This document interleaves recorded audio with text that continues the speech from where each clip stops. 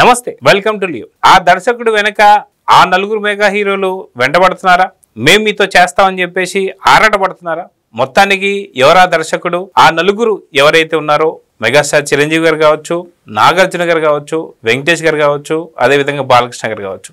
ఇప్పుడు అందరూ కూడా క్యూ కొట్టారని చెప్పేసి అయితే వినిపిస్తున్నాయి. మొత్తానికి ఎవరా దర్శకుడు అనే దానిపై మనతో పాటు సీనియర్ జర్నలిస్ట్ హేమసుందర్ గారు ఉన్నారు. వారిని అడిగి తెలుసుకుందాం. సార్ నమస్తే. నమస్తే అండి. సార్, ఆ నలుగురు మెగా హీరోలు ఎవరైతే ఉన్నారో చిరంజీవి గారు కావచ్చు, బాలకృష్ణ గారు కావచ్చు, నాగార్జున గారు కావచ్చు, వెంకటేష్ గారు కావచ్చు, వీళ్ళందరూ కూడా క్యూ కట్టారని చెప్పేసి అంటున్నారు. సో ఇంతకీ ఎవరా యంగ్ డైరెక్టర్? ఎందుకు ఆయన ఎండపడుతున్నారంటే ఏం చెప్తారు? ఆ డైరెక్టర్ పేరు మీరే చెప్పచ్చు కదా, నాతో చెప్పిస్తారు అంటే నేను అనుకోవటం.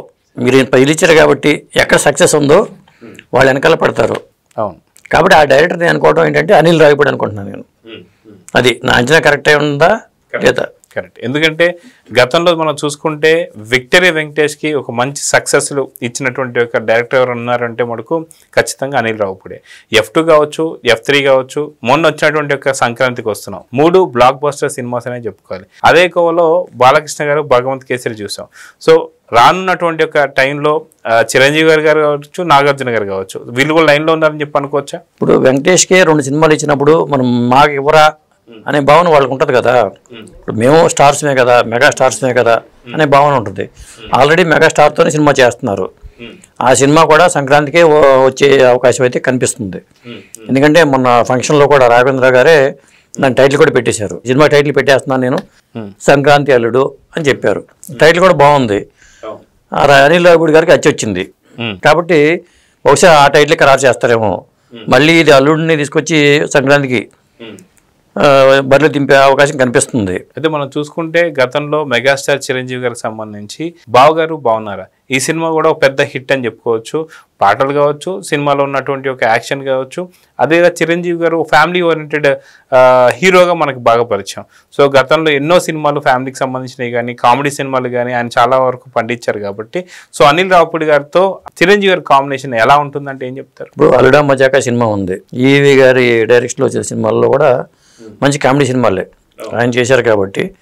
కాబట్టి చిరంజీవి గారికి అనిల్ రావిపూడి గారికి ట్యూన్ అయితే చిరంజీవి గారి నుంచి కామెడీ రాబట్టుకోవటం చాలా ఈజీ. ఎందుకంటే చంటబ్బాయి చూసాం మనం, చంటబ్బాయిలో చూసాం, లేదా శంకర్ దాదా MBBSలో ఆయన నడక కానీ ఆ టైమింగ్ కానీ కామెడీ టైమింగ్ బాగా ఉన్న ఆర్టిస్ట్ చిరంజీవి గారు. కాబట్టి వీళ్ళిద్దరు కాంబినేషన్ ఎట్లా వచ్చింది. మరి నాగార్జున గారి విషయానికి వచ్చేసరికి ఎలా ఉంటుందనే చూడాలి. ఎందుకంటే నాగార్జున గారికి కూడా ఉంటుంది. ఇప్పుడు బాలయ్య బాబుతో చేశారు, వెంకటేష్తో చేశారు, చిరంజీవి గారితో చేస్తున్నారు. మరి నాకు చీరా అనేది ఆలోచన నాగార్జున గారు కూడా ఉంటుంది. అయితే గతంలో మనం చూసుకుంటే నాగార్జున గారి విషయానికి వచ్చేసరికి ఏదైతే హలో బ్రదర్ కావచ్చు, లేదా మనం చూసుకున్నాం ఏదైతే మావిడే కానీ ఇలాంటి సినిమాలన్నీ కూడా మంచి కామెడీతో మంచి హిట్ కొట్టినటువంటి సందర్భాలు. అదేగాక అనిల్ రావిపూడి గారి గురించి మనం చూసుకుంటే ఆయన హీరోకి తగ్గ స్టోరీ, దాని తగ్గ ఆయన మార్కు కూడా వేస్తూ ఉంటారు. So super star Mahesh Babu సాధారణంగా వీళ్ళిద్దరి కాంబినేషన్ ఎలా ఉంటుంది అనేటువంటి క్వశ్చన్ మార్క్ ఉండేది. కానీ సర్లేరు నీకెవరు అనే సినిమా ఏదైతే ఉందో కామెడీ టైమింగ్తో పాటు యాక్షన్ సన్నివేశాలు కూడా మనం చూసాం. అదేవిధంగా భగవంత్ కేసరి కూడా బాలకృష్ణ గారు ఎవరైతే ఉన్నారో ఖచ్చితంగా ఒక బ్లాక్ బస్టర్ హిట్ మొన్న మధ్య చూసాం. సో ఖచ్చితంగా చిరంజీవి గారు విత్ అనిల్ రావిపూడి, అదేవిధంగా అనిల్ రావిపూడి విత్ నాగార్జున గారి కాంబినేషన్ ఎలా ఉండబోతుంది? సో ప్రేక్షకులు ఎలా తీసుకుంటారంటే అంటే అనిల్ రావిపూడి గారితో ఉన్న ప్రత్యేకత ఏంటంటే తక్కువ రోజు సినిమా కంప్లీట్ చేయడం, తక్కువ బడ్జెట్తో సినిమా కంప్లీట్ చేయడం. ఇది నిర్మాత కూడా చాలా సేఫ్ గేమ్ ఆడాలంటే అనిల్ రావిపూడి కావాలి. అందుకని చాలా మంది అనిల్ రావిపూడితో సినిమాలు చేయడానికి ఇష్టపడుతున్నారు. ఇంకా సక్సెస్లు ఇచ్చే డైరెక్టర్లు చాలా మంది ఉన్నారు, వాళ్ళకి చాలా హిట్లు ఉన్నాయి. కానీ అందరూ ఇటువైపు చూస్తున్నారు. దానివల్ల అట్లా చూడటం వల్ల ఒత్తిడి పెరిగే అవకాశం ఉంటుంది అనిల్ రావిపూడి గారికి. ఎందుకంటే బెస్ట్ ప్రొడక్ట్ మీద దృష్టి పెట్టాలి తప్పితే అందరూ వచ్చి అడగటం మాకు ఎప్పుడు చేస్తారు అడ్వాన్స్ ఇచ్చేయటం ఇండస్ట్రీలో జరుగుతూ ఉంటుంది. ఆది సినిమా హిట్ అయినప్పుడు తెల్లారేసరికి క్విక్ ఇచ్చారు వినాయక్ ఇంటి ముందు చాలా మంది ప్రొడ్యూసర్లు. ఇండస్ట్రీలో అలా ఉంటుంది. సక్సెస్ వచ్చిందంటే సార్ తెల్లవారికి క్విక్ కట్టేస్తారు. ఇంత పెద్ద సక్సెస్ వస్తే 300 పైచీలకు కోట్లు రాబట్టితే మరి అనిల్ రావిపూడికి డిమాండ్ ఉంటుంది కదా. అందువల్ల ఇప్పుడు నాగార్జునకి ఏంటంటే హిట్లు కావాలి. వాళ్ళు హిట్ల విషయంలో వెనకబడి ఉన్నారు. ఇప్పుడు ఆయన చేస్తున్న కుబేర సినిమా కానీ లేకపోతే కూలీ సినిమా కానీ వేరే హీరోల సినిమాలు అవి. అందులో స్ట్రైట్గా ఆయన సోలో హీరో కాదు. సోలో హీరోగా ఆయన కూడా ఒక సినిమా కావాలి.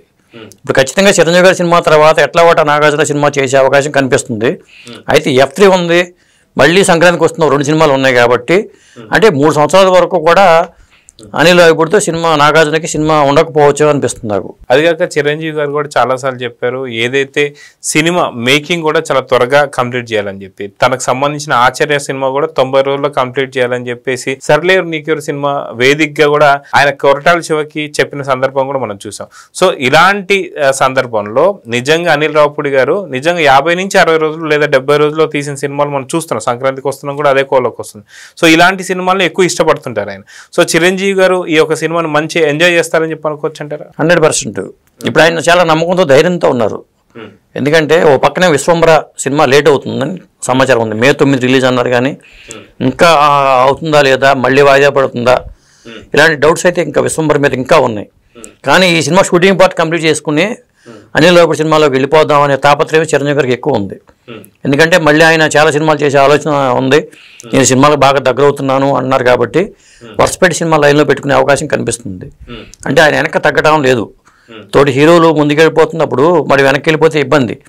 ఇప్పుడు వెంకటేష్ గారు దూరంగా ఉన్నారో హిట్లకి అనుకుంటే ఆయన అమాంతం లైమ్ లైట్లకు వచ్చేసారు. హిట్ల మీద హిట్లు వచ్చేస్తున్నాయి వరుస పెట్టి. గతంలో F2 చేశారు, F3 చేశారు. మధ్యలో ఆ సైందో అనేది కొద్దిగా ఇబ్బంది పెట్టినా కానీ ఆయన గాడిని పడిపోయింది బండి. బాలకృష్ణ గారు హిట్ల మీద హిట్లతో ముందుకెళ్ళిపోతున్నారు. ఆ జనరేషన్లో నాగార్జున గారు ఒకళ్ళు ఇప్పుడు వెనకబడిపోయి కనిపిస్తున్నారు. చిరంజీవి గారు ముందుకు వచ్చే ప్రయత్నాల్లో చిరంజీవి గారు ఉన్నారు. అయితే ఈ రకంగా చూసుకుంటూ వెళ్తే ఖచ్చితంగా చిరంజీవి గారితో అనిల్ రావిపూడి గారి సినిమా మాత్రం మనకి రానున్న దసరా లేదంటే మనకు దివాళీ కల్లా రిలీజ్ అయ్యే అవకాశం ఉంటుందంటారు? లేదు, వాళ్ళు సంక్రాంతి టార్గెట్కి పెట్టుకున్నారు. అందుకనే కదా రాఘవేంద్ర గారు కూడా సంక్రాంతి అల్లుడు అని పెట్టారు. కానీ ఒక పక్క సంక్రాంతి అల్లుడు, మళ్ళీ సంక్రాంతికి వస్తున్నాం. ఈ మళ్ళీ సంక్రాంతికి వస్తున్నాము 2027 సంక్రాంతికి. మళ్ళీ సంక్రాంతికి వస్తున్నాం 2027 సంక్రాంతి. 2026 సంక్రాంతికి సంక్రాంతి అల్లుడు. అదండి. సో ఈ క్లారిటీ మాత్రం అనిల్ రావిపూడి గారిలో ఉందని చెప్పాను. ఆయన ఇవ్వకపోయినా నేను ఇస్తున్నా కదా. సో ఎందుకంటే దాదాపు మళ్ళీ నెక్స్ట్ వచ్చే సంక్రాంతికి ఈ యొక్క కాంబినేషన్ ఏదైతే ఉందో 2025 సంక్రాంతి చూసాం కాబట్టి 2026 సంక్రాంతి కూడా ఇదే కాంబినేషన్ చూడాలని చెప్పి ప్రేక్షకులు కోరుకుంటుంటారు. సో గ్యాప్ వచ్చింది అని ఫీల్ అవుతారా? అంటే ఏం చెప్తారు? అంటే గ్యాప్ అనివార్యం అవుతుంది. ఎందుకంటే ఇప్పుడు సినిమా ఇమ్మీడియట్గా స్టార్ట్ చేసే పరిస్థితి అయితే లేదు. చిరంజీవి గారు ఈ సినిమా చేస్తున్నారు కాబట్టి ఆయన కమిట్ అయిపోయారు. ఒకవేళ వేరే సినిమా కమిట్ అయిపోతే మళ్ళీ ఆ సినిమా డిలే అవుద్ది. అనిల్ రావిపూడి గారి సినిమా చిరంజీవి గారి సినిమా మళ్ళీ డిలే అవడానికి అవకాశం వేరే సినిమా అనిల్ రావిపూడి చేస్తే.